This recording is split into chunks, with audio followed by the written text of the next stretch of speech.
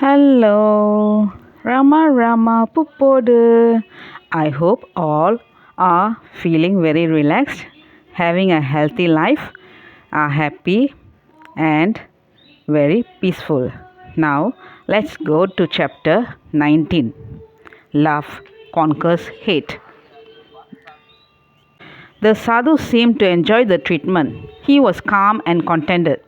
Ramdas, wishing also to taste the pleasure, requested the sadhu to exchange places with him and thus offer Ramdas also the unique opportunity of receiving the attention of the ticket clerk.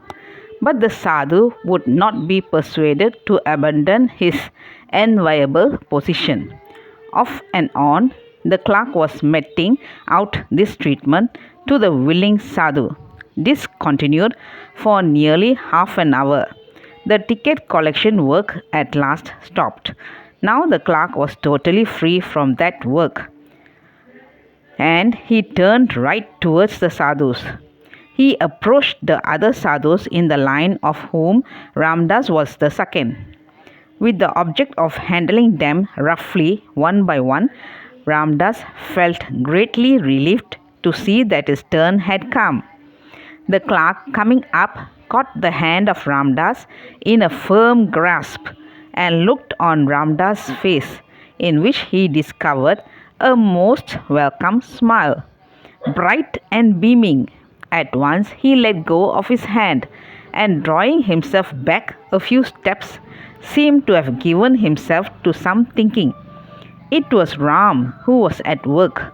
For the next instant, he asked all the sadhus to go out of the station.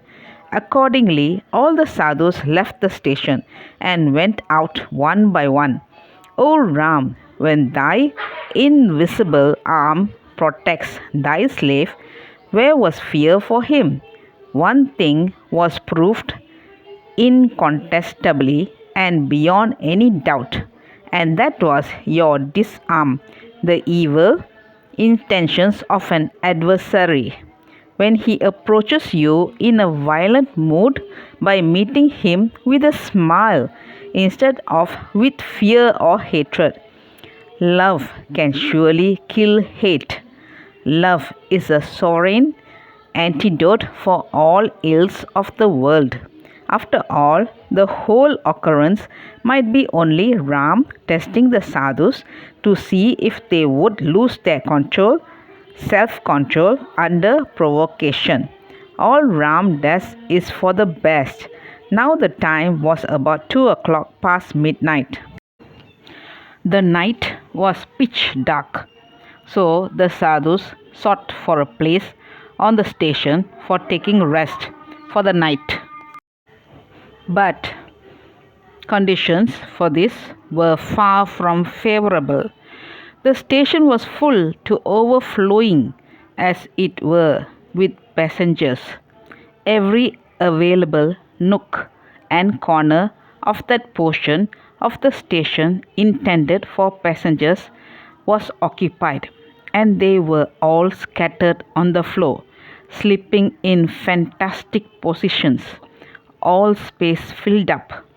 However, Ramdas and his guide, the Sadhuram, crept near a pillar where there was a little room for both to sit on their legs. The cold here also was very severe. The sadhus sat up close to and pressing each other, so much so that they seemed almost molded into one piece. Ram Bhajan was going on. Ram thus became unconscious and dozed away, where he sat, and did not wake up until he was roused by a strong and shrill voice asking all passengers to take to their feet and walk out of the station. This was the order of the railway police. Ramdas opened his eyes and instantly became conscious of his body, which was discovered to be in a peculiar condition.